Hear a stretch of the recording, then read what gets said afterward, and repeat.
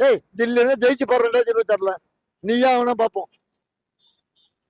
ஏற்கனவே இருக்கிறவன 40 வருஷம் கட்சி ஆரம்பிச்சவனே நாங்க ஹாஸ்பிட்டல்ல படுக்க வச்சிட்டோம். நீ என்னடா பெரிய இது 40 வருஷம் 50 வருஷம் சொல்றீங்கல்ல, அவங்களே ஹாஸ்பிட்டல்ல படுக்க வச்சிருக்கோம்.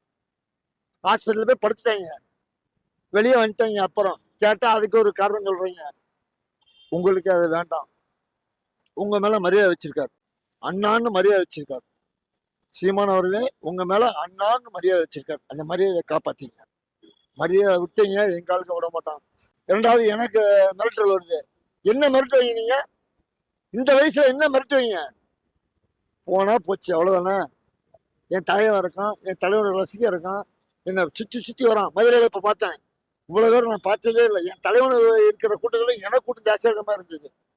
எனக்கு மிரட்டல் தான் இந்த வயசுல. என்னத்த இன்னும் 10 வருஷம் 15 வருஷம் இருப்பானா? அந்த உயிரை என் தலைவன் கொடுத்து போறார், விஜய் எடுத்துக்கிட்டார். இன்னும் 15 வருஷம் 20 வருஷம் என் உயிர் இருக்கும், அவ்வளவுதானே. இருந்துட்டு போ, அப்படியே விஜய் கொடுத்துட்றேன். அவன் வாழட்டும். அவனை ஜெயிக்க விடாம 2026ல ஜெயிக்க விடாம என் உயிர் போகாது.